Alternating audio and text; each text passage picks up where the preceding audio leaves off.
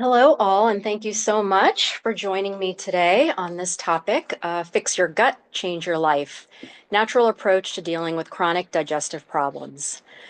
Not always a fun topic for everybody, lots of gut issues are definitely not fun if that's something you're dealing with chronically, and even if you're dealing with for a short time acutely. But an extremely important topic and a huge functional medicine principle or belief is that if you fix your gut, you fix your whole body. Okay, so we're going to be talking a lot about today not only how the system affects our actual digestive symptoms, but how it can affect the rest of our health as well. So again, thank you for joining me. I'm going to start by introducing myself. I'm Dr. Sushma Hirani. I am the medical director of Rose Wellness Center in Oakton, Virginia. I've been practicing functional medicine or integrative medicine for, gosh, almost 20 years now. Love what I do. And really what this is more of a root cause type of a medicine where we really try to look for the root cause of why something is dysfunctional in the body and then try to go about correcting the function. Okay. I do combine the best of both worlds. I use traditional medicine when absolutely needed. So if we need to use medications for the digestive system when appropriate, of course it makes sense. But you'll find as we go through today's talk that many times we don't need to use medication. And just by correcting the function, we can really come a long way. Okay. So let's get started here. So, the digestive system is the foundation of all health. You've all probably heard the phrase, we are what we eat. Well, let's take it a step further. We are what we eat and absorb. So, even if you're eating the best stuff in the world, if your gut is not processing your food properly, you're not really what you eat. Okay. And we'll understand that a little bit more as we go here. So, the digestive system provides nutrition for every cell in our body, plays a critical role in our immune function. In fact, 70% or more of our immune system lies within our digestive tract. Okay. And a sick digestive system, if it's irritated, inflamed, or constipated, can't do its job well. And this can cause a whole host of chronic and degenerative diseases, and of course, affect our health and well being. So, digestion is the process by which our body breaks down food into simpler substances, and then basically the blood carries these nutrients to the rest of our body for nourishment, repair, and maintenance of cell tissues and organs. If you think about it, our body is just a bunch of biochemistry. There's all these biochemical reactions that take place. And where do we get the cofactors and the different biochemicals we need to get our body to work properly through our food, right? Food needs to break down into those usable components, which essentially runs our body. Okay. And we will definitely be talking about how that happens today. So we need good digestion for a whole host of things, not just for a good digestive symptom. I had a patient many years ago, still a patient of mine, that came into me mainly because of high cholesterol. And she had a family history of basically people dying in her family early because of heart disease in their 40s. And she was very concerned because she was at that age and she was a perfect patient. She did everything right. She ate well, exercised, but she still had this high cholesterol and she needed to go on medication to try to get it down. And in spite of medication, the cholesterol wasn't coming down. And she was kind of at her wit's end and said, "All right, how can you help?" I said, "Let's do a stool test. Let's see what's going on in your gut." She's like, "Are you serious? I just told you there's something wrong with my heart and cholesterol. Why are you doing a stool test?" Well, then I explained to her a lot of what we're going to be talking about in today's talk of how the gut can influence other body systems as well. Anyway, the point is, just to kind of finish that story quickly here, is she had no symptoms, did really well. Like I said, ate well. We did a stool test. She had all kinds of things going on in there, bacterial overgrowth and parasites and H. pylori, and she never even knew it because she didn't really have any gut symptoms. We corrected through all of those. She ate very well, so she really didn't make too many diet changes. It was more just fixing what had become dysfunctional. And once we did, for the first time ever, her cholesterol reached a normal range. She was able to come off of her medication. And now, years later, doing well, still alive, and feeling really well. So, yes, the gut does matter. And every year we do a stool test because she doesn't have symptoms. We see what's going on and we try to fix it before it turns into anything else. Okay. So, yes, kind of a little anecdote there of how the gut can even affect other systems that you wouldn't think of it affecting. Okay. It can affect the brain as well. There's a common phrase known as the gut-brain connection. Aside from our brain and spinal cord, one of our largest neuronal networks is actually in our gut, known as the enteric nervous system. Okay, this creates a lot of our neurotransmitters, including our microbiome, by the way. The bacteria in there helps to create a lot of these neurotransmitters. For example, did you know that 90% of serotonin, an important mood and our happy hormone, is actually made by the gut lining? So that goes, gets made by the gut, gets into the bloodstream, communicates to our brain and the rest of our tissues, and can help with mood, mental clarity, cognition, etc. Okay, so not only does the gut um, make these neurotransmitters and send signals outwards, but the brain, of course, makes neurotransmitters and sends signals to the gut to tell it to work properly. So these are our two processing units, right? The brain is our central processing unit, and the gut I also consider a processing unit because that's where all our food and nutrition is processed. So we're going to spend a few slides over here just learning a little bit about how the digestive system works, or the physiology. And there's a purpose to that. One of the reasons we're going to do that is because we want to understand that most digestive symptoms and diseases have common causes and common management strategies. So whether you have reflux or IBS or something else going on, there's going to be some common causes and common treatments. Okay. We also understand how and why poor digestion can be responsible for various systemic effects and diseases in the body. Okay, so a huge role in preventive health. It's also important to understand that lifestyle changes are key. Like Hippocrates, he's known as the father of modern medicine, as he said back in 460 BC. He said, if you're not ready to alter your way of life, you cannot begin to heal, right? So it is true that when we are healing our digestive system, a lot matters on the food you're putting into your body and how you're eating. Stress and other lifestyle changes can really impact our gut. So it's kind of like a vicious cycle. Lifestyle changes can help our gut, but if our gut's not working well, it can affect our lifestyle. So again, all disease begins in the gut. So there's four main steps in this whole digestive process, and we are going to talk about each one of these individually as we go here. By the way, you all will be getting a copy of this entire presentation with the slides.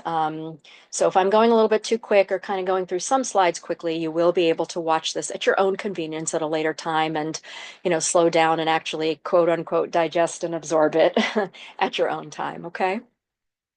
So please don't get overwhelmed. And also, if there are any questions you have, go ahead and start typing them in the chat box as they come up. And towards the end of the presentation, I will go through all your chat questions and we will address them. So yeah, please feel free to ask your questions as we go. All right, so just a little pictorial here, the journey of food through our digestive tract. You can see on the left side there, we've got the actual organs. On the right side, kind of a little cartoon of how those organs work. So, food first travels through the mouth where we chew our food, goes down the eating tube, which is our esophagus, and gets dumped into the stomach. So after the mouth, the stomach is the next area where we really try to digest our food. It gets churned with stomach acid and, mechanical churning. And then finally, the food gets dumped into the small intestines. It's kind of known as a little mixing bowl where pancreatic enzymes and bile from the gallbladder all kind of get into that mixing bowl and digest our food even further. Okay, then that food through the small intestine gets absorbed into the bloodstream, into the rest of our body, and all the waste products that's generated in this process goes into the large intestine and finally out through elimination. What are some common reasons for digestive dysfunction? Okay, notice I mentioned the word dysfunction because not a lot of digestive issues are actual diseases, but it's just a dysfunction and we need to correct the function, okay? So some common causes: stress, food that's not chewed well, too little stomach acid, reduction in pancreatic enzyme production, bile stagnancy and congestion, something known as intestinal hyperpermeability or leaky gut, dysbiosis or an imbalance in our microbiome, and then a sluggish or irritated colon. And we will be talking about a lot of this as we go here. So the first step in this digestive process is ingestion, where we actually put our food in, usually through our mouth, right? So it begins in our mouth. Digestion begins in our mouth. So the better we chew our food, the better our overall health in general. First of all, it's less work on the digestive system. And if you already have a compromised digestive system and you're not digesting well, this is even more important. Okay. But from a preventive health standpoint, please remember to chew your food. These days, everybody's eating on the run. You know, you're taking your next bite before you finish your first one. All of this will definitely impact the workings of your digestive system. So chew well, take small bites, chew slowly, and, multiple benefits just from that little change alone. The next process is the actual digestion, which is the mechanical and chemical breakdown of food into their smaller parts. You can see multiple organs are involved with this process, right? So this is a big process. And believe it or not, it takes a lot of energy. And that's why fatigue can be a common symptom of poor digestion. Not only because you're not getting your nutrients, but just there's just so much energy and work going on to this whole process of digestion. So we would definitely want to make it more efficient. So our food doesn't recognize, our body doesn't recognize food in its original form.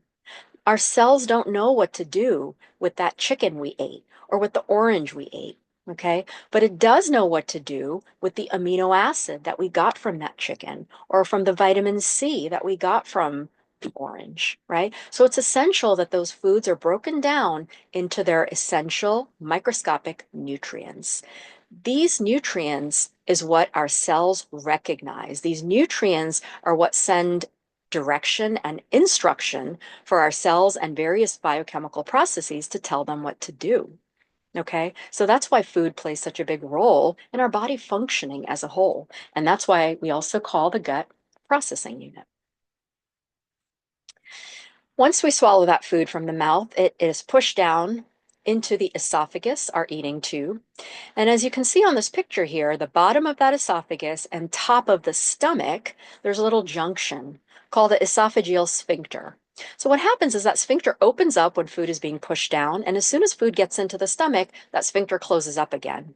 And we have various sphincters in our digestive tract like that, and that helps to make sure that we keep pushing things downwards, right? We don't want things to come upwards. That's not what's supposed to happen in the digestive tract. So one way we keep pushing things downward is these sphincters. The other way we keep pushing things downwards is through a movement known as peristalsis, where the muscular movements of the digestive tract keep pushing downwards. All right. Now then food gets into the stomach. Now the stomach is very rich in hydrochloric acid. It's got a pH, very low pH. If we were to take that acid out of our stomach and put it somewhere on our hand, we'd burn ourselves pretty badly, right? But why don't we all go walking around with holes in our stomach? Well, because our stomach is protected by a thick layer of mucus, as you can see on that picture. So the acid doesn't touch that wall directly, and that's why we're protected from that acid. Okay. So then you ask the question, why? Why were we designed that way? Why is our stomach acid so acidic? Well, one, to really break down and digest our food. That acid really kind of pulverizes that food. The other reason is to sterilize our food. Believe it or not, every time we eat, we do take in bacteria, yeast, parasites, whatever it may be. And hopefully all that dies in the acid, so it doesn't become a problem underneath. That's a good thing, right? And finally, we do need good stomach acid to absorb important nutrients, especially vitamin B12, iron, and calcium. We don't have good stomach acid, very difficult to absorb those particular nutrients. As most of you may know, these three nutrients play a big role in so many important body functions. Okay. So then we ask the question, what happens if our stomach acid is not acidic enough? That's a condition called hydrochlorhydria. If our acid is not acidic enough, well, one, we don't digest our food properly, so of course we don't get the nutrients from it appropriately. And two, the food sits there, stagnates, ferments, putrefies. Now all this bad bacteria and mold start to grow around that food. That's what the fermentation process is all this bacteria. And that fermentation creates gas. And that gas presents itself, it's got to go somewhere. So it presents itself as either excess bloating, belching, or gas, or this fullness, especially right after you've eaten. Sound familiar, right? So that's a lot of when you kind of feel a lot of that fullness, especially right after you've eaten or soon after you've eaten, that's typically low stomach acid. And it's all just sitting in there and fermenting, right? Unfortunately, you're not making use of that food the way you should be.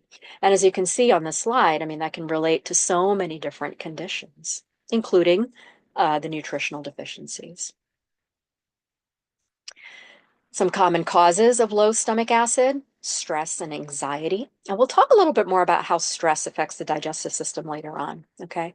But antacid drugs. So if you've been on, acid blockers for a long time, well, you are purposely making your stomach acid less acidic.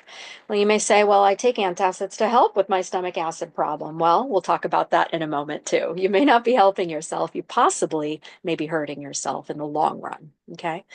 But excess sugar and refined foods, chronic overeating, too many carbohydrates and alcohol, all the good stuff, unfortunately, right? If you do too much of all of that, it can absolutely result in low stomach acid.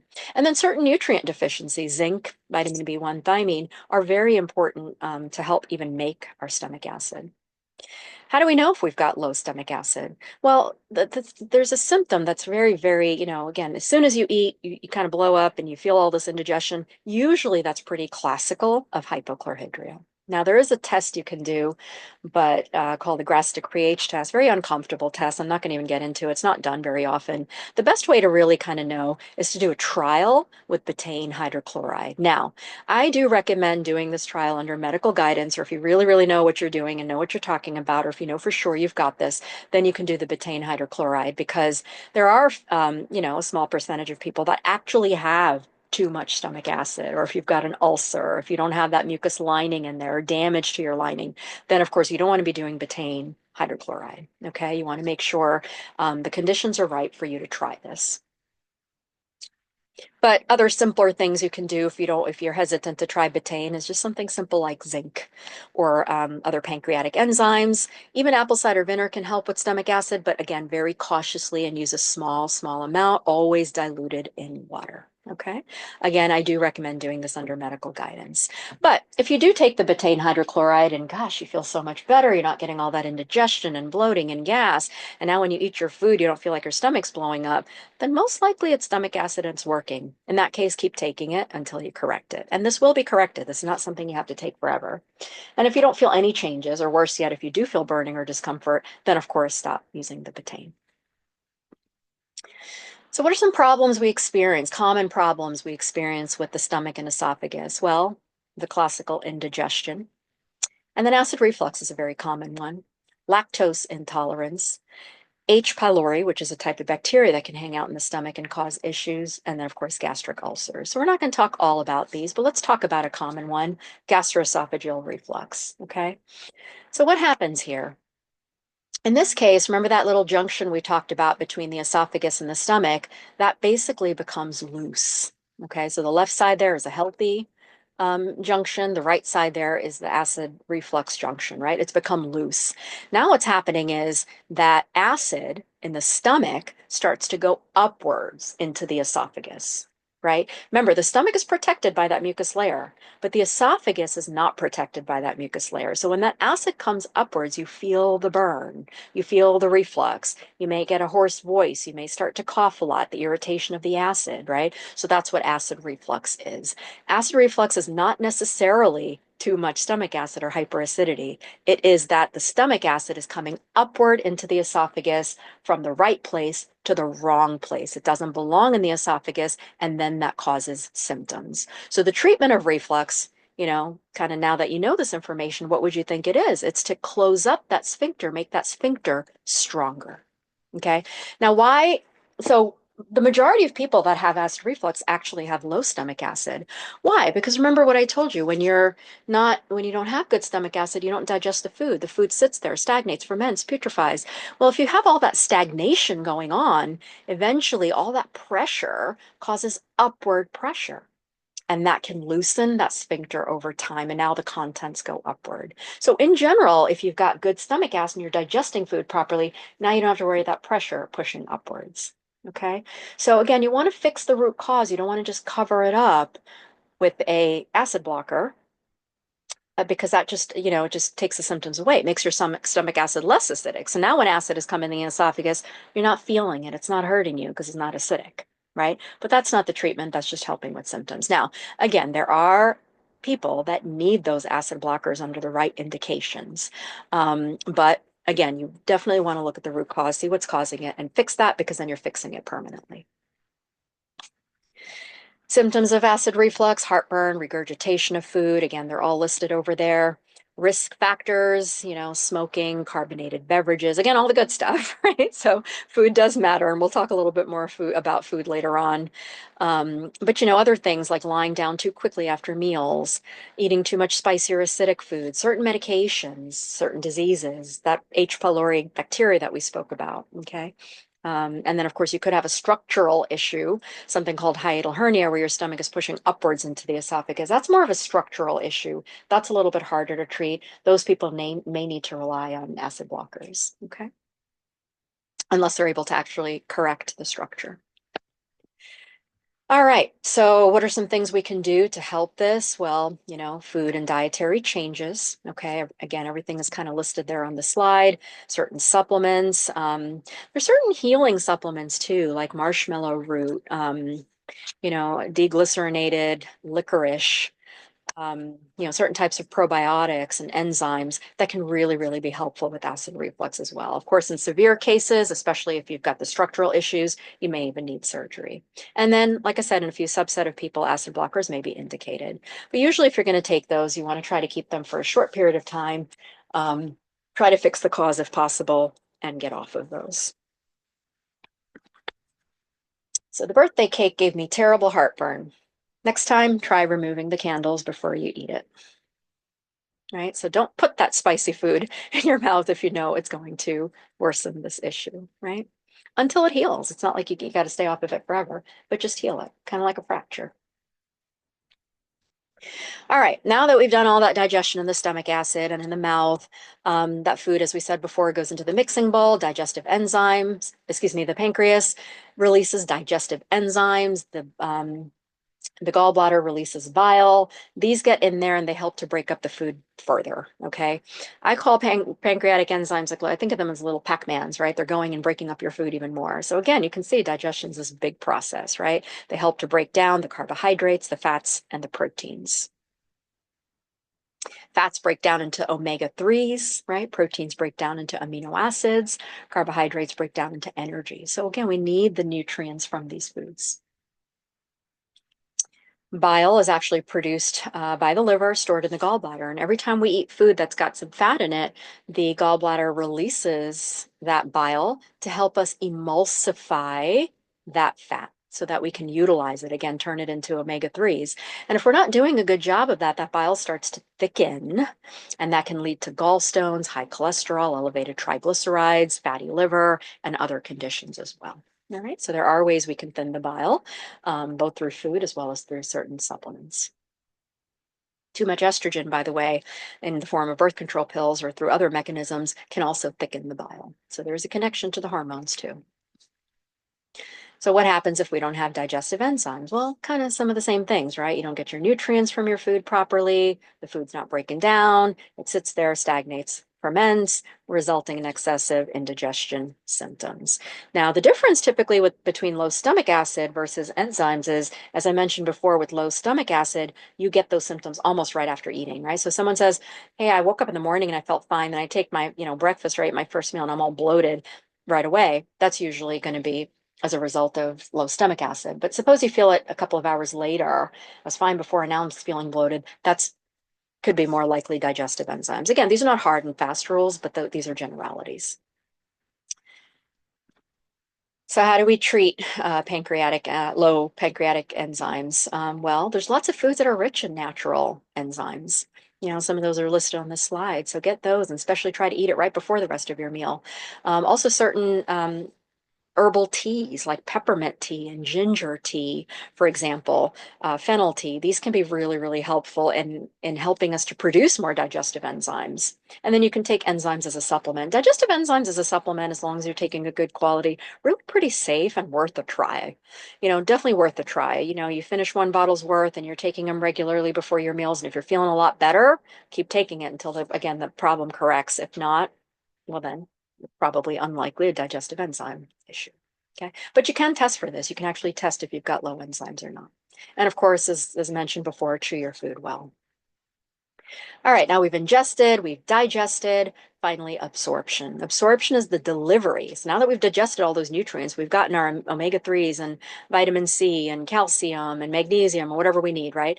Now we need to deliver those nutrients to the rest of the body. So this happens mostly through the small intestine and known as absorption. Okay, so as you can see on the picture over here, that's a little piece of our small intestines. Okay, very kind of interesting organ here. The mucosa of the small intestine has all these folds, so many different folds that are covered with tiny finger-like projections. Those are called villi. And then those tiny finger-like projections, as you can see, are covered with microvilli. Okay, even smaller microscopic projections. So this basically, and then each of those villi consists of the capillaries and the blood vessels inside of it, as you can see there, right? So all these finger-like projections have the blood vessels inside. And so that's part of the small intestine. So when those nutrients are broken down in there, they go into that bloodstream, and that blood carries those nutrients to the rest of our cells, organs, and the body. All right, and that's essentially how we get our nutrition everywhere else. Kind of a little bit maybe better picture over here, how it's showing all that food going into those, not food, but the digested nutrients, excuse me, going into those capillaries and into those blood vessels and traveling through the rest of the body. Okay. So what are some problems we see related to the small intestine? There's something known as leaky gut syndrome. Medical term for that is intestinal hyperpermeability. Small intestinal bacterial overgrowth, also known as SIBO. Food allergies and intolerances, and then again, just general symptoms of toxicity and nutrient deficiency because you haven't really gotten those nutrients, right? You haven't absorbed them. So normally the small intestine acts like a kind of a selective sieve, as you can see in the picture there. All right, it's only supposed to allow those digested nutrients to cross through that lining and into the bloodstream. All right. With leaky gut syndrome, there's an increased permeability of that lining. So where large spaces are now developing, and all of a sudden these larger molecules, things are not that are not supposed to fit through that lining, do start to leak through the lining, like bacteria and toxins and undigested food, etc. 70%, remember I said, of our immune system sits right there in the gut lining. So when all this junk starts to come through there, our immune system gets activated. It goes, what is all this stuff? It doesn't belong. I don't recognize this piece of undigested, fruit or whatever it is, right? So it's launching an attack. And that attack then can result in a wide array of symptoms and conditions. Another little picture over here on the left side, you see a normal, healthy mucosal lining. Right? On the top is the intestinal cells, the bottom is the bloodstream. And then on the right side, you see the leaky gut, where again, the junk is going in, crossing through that barrier and traveling through our bloodstream. So in this case, now we get this increased toxic load, which also passes through the liver, increases toxicity through the body, increasing in, and that lowers our ability to detoxify when there's so much in there, which can then result in inflammation, allergies, autoimmunity, and other conditions. Right? So very important to have a healthy gut lining. Symptoms of leaky gut. So notice, a lot of these symptoms of leaky gut are not even digestive symptoms, right? A lot of them are systemic symptoms, brain fog, trouble focusing, anxiety and depression. We talked earlier about the brain and gut connection, asthma, fatigue, right? Autoimmune conditions, even things like skin issues. So, when people come into me and go, I've got a skin issue, and I say, let's do your gut test, right?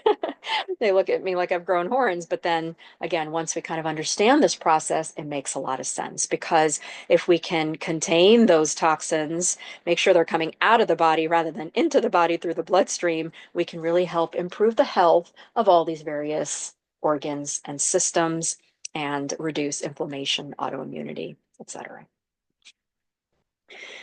Causes of leaky gut syndrome, again, some of the same things we've talked about: low stomach acid, dysbiosis, all the good foods, food allergies, poor diet, stress, gut infections like SIBO, candida overgrowth, parasites, and then various medications can also damage that gut lining. Essentially, anything that can damage the gut lining can lead to leaky gut. And it's not something that happens overnight, by the way. It takes time for that to happen. So just a little comic relief there. That doesn't actually happen. All right, so we've ingested, we've digested, we've absorbed. Finally, the fourth step there is elimination, removal of the generated waste out of the body, and this mostly occurs in the large intestine. So, after we've kind of broken up that food, well, what happens to the rest of it? The rest of it is all kind of waste. And a lot of that is fiber too, right?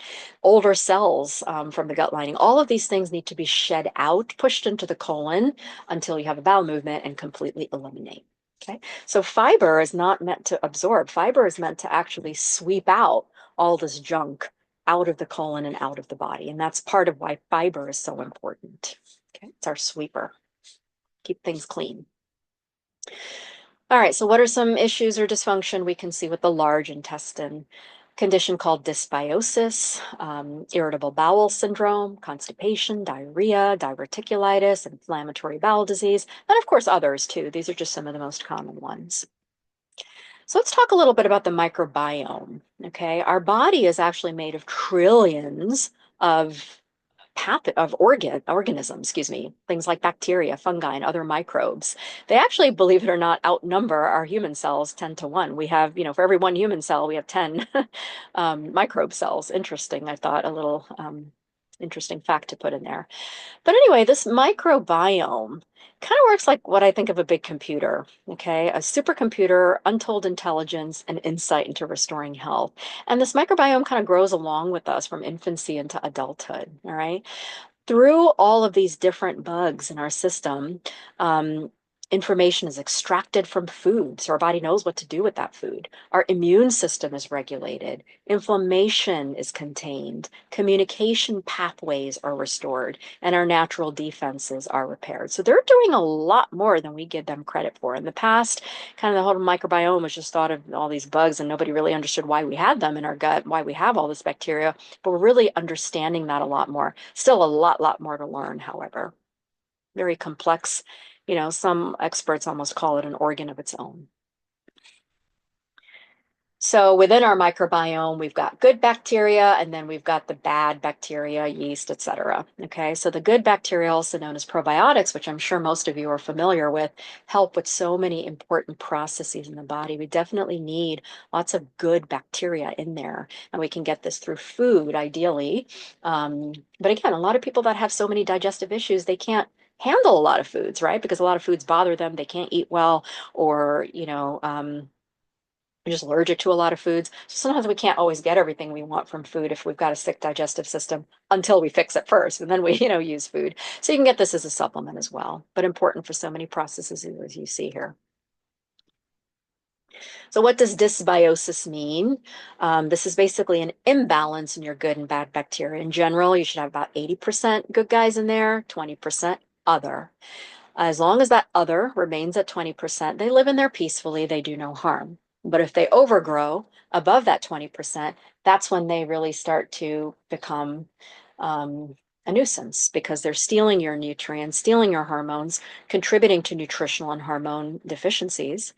Plus, a lot of those, bad bacteria, they're releasing kind of their own toxins known as LPS, or lipopolysaccharide, which then goes and damages a lot of the gut lining. You can see on the picture there, the good friendly bacteria keep everything really clean, working well and efficient.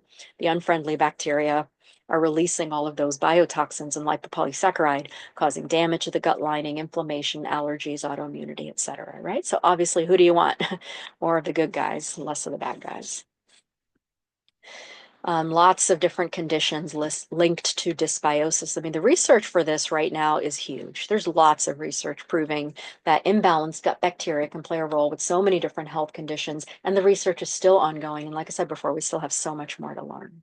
Okay, so heart disease, autoimmune conditions, poor metabolism, diabetes, cancer, brain conditions, right? Just so many different things can be related to this. Can we change or impact our microbiome? Absolutely, we can. We can mess it up, get it into the wrong balance by high fat diets, sugar, sedentary lifestyle, stress, antibiotics, other medications, birth control pills. All of these things tend to grow the bad bacteria. And then we can actually, we can make it bad, but we can make it good too. We can improve it. We can improve that balance through foods rich in probiotics and foods rich in prebiotics and polyphenols and anti-inflammatory foods and fiber. Okay. All right, so one of the most common conditions we see affecting the large intestine is irritable bowel syndrome. As many as 20%, and I think probably more now. I need to kind of relook up that information, but I just looked this up maybe just a couple of years ago, but as many 20% of the adult population, that's 1 in 5 Americans, have symptoms of IBS, making it the most common disorders diagnosed by doctors, right? So this is a functional disorder of the large intestine. Just like the name suggests, it's irritated. Your bowel is irritated for some reason. There's usually something in there that does not belong, like bad bacteria, the wrong kinds of foods, okay, food allergens, sugar, whatever it is. There's something in there that your gut does not like. And now it starts to really do what it can to try to, push it out. Okay, so you can get diarrhea because your gut keeps trying to push this out. You can get constipation because now your intestine has forgotten how to move properly. That whole peristaltic movement gets out of balance because there's too much junk in there and it can't move well. And then some people with IBS have both constipation and diarrhea. Okay, other common symptoms: abdominal pain, cramping, bloating. Okay, usually people with IBS are do have colons that are particularly sensitive. I'm afraid that your irritable bowel syndrome has progressed. You now have furious and vindictive bowel syndrome. So, what are some common causes of IBS? Again, a lot of the same things we've spoken about, right? Pancreatic enzyme deficiency, food intolerances, leaky gut, dysbiosis, gut infections, stress, etc. So how do we know? Here I've talked about a bunch of things that could cause all of this. You say to me, well, that's a lot of stuff. How do I know what to do? And I can't possibly do everything. Yeah, true. You can't do everything. So don't guess, test. Okay. We have certain specialty tests that we can do to actually take a look and see what's going on. All right. Um, a functional medicine favorite is specialized or comprehensive digestive stool analysis testing. So this actually analyzes your gut functioning. All right. Looks at your microbiome. Do you have enough good bacteria? Do you have too much bad bacteria or parasites? It looks at how you're digesting your food. Are you making enough digestive enzymes? It looks at your ability to detoxify. Can you get rid of toxins through your gut? It measures leaky gut. Okay, do you have damage to that gut lining?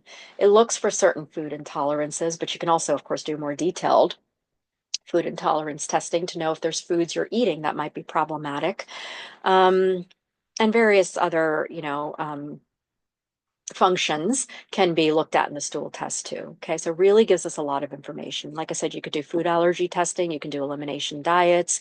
A lot of times, sometimes food allergies are very obvious, right? You eat something, you don't feel good. Every time you eat that food, you're not feeling good. That's pretty obvious. You don't need to test to tell you that. But there are a lot of times people don't recognize or even realize they have food intolerances. You may not react to a food you ate until maybe the next day or maybe even 2 days later. These are known as delayed sensitivities, okay, or delayed allergy responses.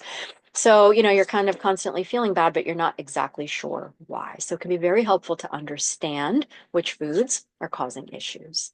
And then, of course, you can do other tests as mentioned here, both traditional tests as well as these specialty analytical tests. This is a sample report of a functional stool test analysis. You can see there, on the left side, this particular stool test is showing you kind of within those categories where you're having issues. Are you having problems with digestion? And if so, what's wrong? Do you have low stomach acid? Do you have low enzymes? Are you not digesting fat properly? Second category, inflammation. Do you have inflammation? Why maybe do you have that inflammation? Dysbiosis, again, that imbalance between good and bad guys. It looks for leaky gut, looks for any infections that are in there, right? So it can be very, very helpful. Once we know this information, then we can do something in a little bit more of a targeted or focused way. This is a sample of a food intolerance test. Again, there are many out there. This particular one kind of rates it as a mild, moderate, or high, red, orange, or yellow. And some foods may be a little more obvious. Gluten is a common one. Dairy is a common one. But sometimes, like in this case, allergic to peach. Gosh, I never knew I had that. In fact, I had a patient some time ago. She used to eat a lot of melons because melons are rich in digestive enzymes, and she thought, hey, this will really help my gut functioning. So she came in to see me because of digestive issues as well as metabolism and fatigue. Those were kind of her main three concerns. I can't lose weight, I'm tired, and got these gut issues. In her case, and this is very simplistic, but in her case, when we did the food intolerance testing, she found out she had a significant allergy to melons, and something she was doing all the time before all her meals. She stopped eating those. And, a couple of other foods she stopped eating, but wow, not only did her digestive symptoms go away, energy came back and she started to lose weight. Again, that's a very simplistic example, but some people aren't that simple. Most people, though, are more complicated. The longer you've been dealing with digestive issues, the more of these things have kind of snowballed in, right? But if you've only started to deal with digestive issues, the earlier you take care of it, again, you can prevent that whole snowball effect. All right, so we call it, the 5R program for gut health. All right. So first R stands for remove offending substances, food allergens, processed food, those gut infections like bacteria, yeast, parasites, and environmental pollutants. Second R stands for re-inoculate. So if you've got too little of those probiotics, prebiotics, put them in there, right? Make sure you're getting the right ones. The stool test can help identify which ones are low, which ones aren't, and again, help you be a little bit more focused. But otherwise, get a good sort of broad-based, decent dose, 30 to 50 billion probiotic. Get those and get foods rich in those as well. Replace is the third R. Replace any digestive enzymes, stomach acid, bile salts, if necessary. The fourth R is repair. So if you've got leaky gut, heal up that gut mucosal lining with gut healing foods, specific supplements. And finally, the fifth R is rebalance. Really focus on nutrition and hormones and sleep and stress reduction and lifestyle, right? Because stress, poor sleep, and a lot of these lifestyle things, and even hormones, as I gave you the estrogen example earlier, can definitely affect the gut. And in turn, gut issues can affect the way the hormones balance. Okay. These are some very general dietary approaches to treatment. Hey, I don't know what's going on, but let me start some of these general things. So one would be increasing the good quality dietary fiber. Now, the only group of people that has to be careful of the dietary fiber is those people that have SIBO, because some of these fibers can aggravate SIBO, but you'll know that right away. You start getting more of these fibers in and gosh, I can't tolerate all of this. You may have SIBO. All right. But if you can tolerate and you're doing well with it, definitely encouraged. Obviously, eliminate processed food, eat real food. Every time you put food into your mouth, think about it. Is this man-made or God-made, right? So anything that's natural made by the earth, that's really what you want to try to get more of. Eat rich foods that are rich in probiotics, prebiotics, polyphenols, eat gut healing foods, and of course, eliminate allergic or intolerant foods. Again, you can do a test or you can do an elimination diet, or you can even do, just cut out some of the most common food intolerances, which are typically gluten, dairy, and sugar. Again, all the good stuff. So we couldn't find a raw, vegan, gluten-free, sugar-free, non-GMO cake for your birthday, so we got you nothing. So a lot of times people think, when you make these healthy diet changes that I can't eat anything. That's not true. There's actually so much out there to eat. And again, it's just identifying those foods, knowing what they are, and knowing where to find them and knowing how to make them tasty for you. Some people are like, I don't like vegetables. I don't like, these types of foods. You want to experiment with cooking and maybe food ordering and, just different. Part of this is experimentation. And the more and more you start to eat those foods, believe it or not, you will develop a taste for it. It's just a matter of keep on trying. Okay. Very important. So I'm not going to go through all of these, but this is a slide on prebiotic-rich foods. Here's a slide on probiotic-rich foods, polyphenol-rich foods, okay? Stress management. Now, how does stress affect our digestive gut, right? You've heard nervous stomach. Again, a big connection between the two. So we have our autonomic nervous system, two sides of it. We've got the sympathetic nervous system, which is our fight or flight response. And then we've got the parasympathetic nervous system, which is our rest and digest.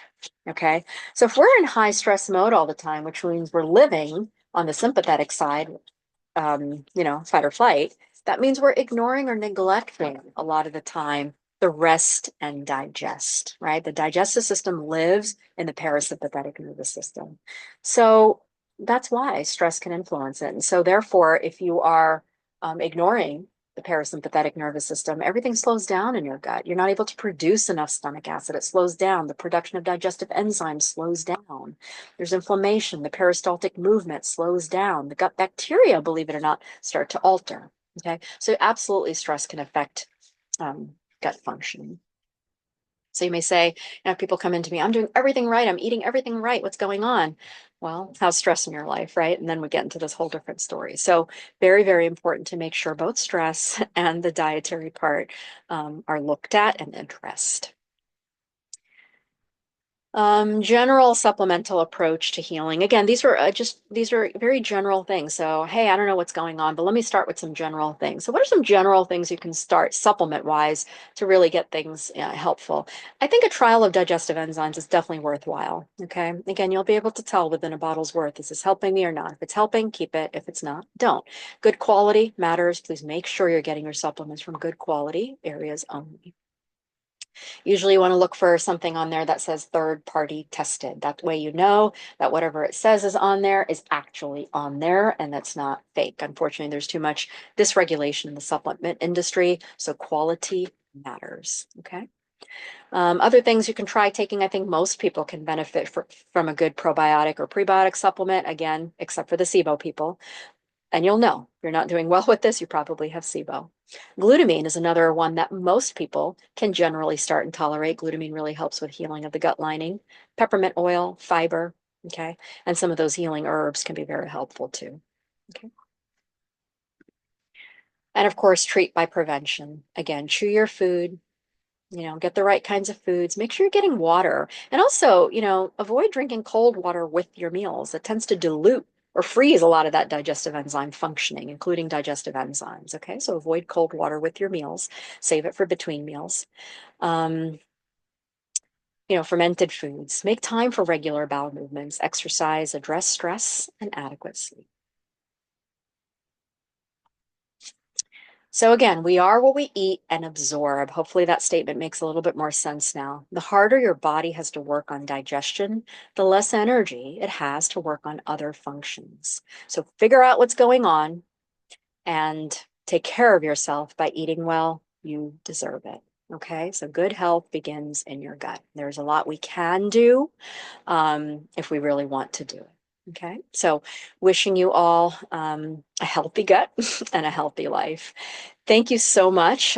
Been a wonderful audience. If you do have any questions, would like to reach out to our office, get more information, please feel free to contact us either by calling that phone number or going to that website link and just kind of getting your questions on the contact us form.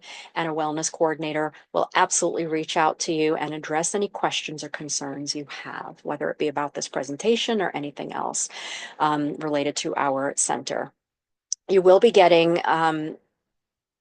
like I said, a copy of this entire presentation within the next week.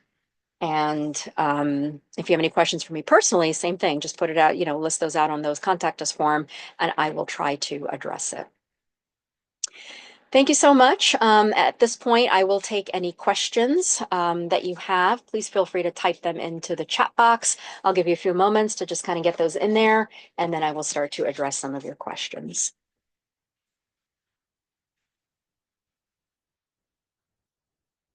And also this link, by the way, is in the chat box. So, you can get a copy of that link right now as well.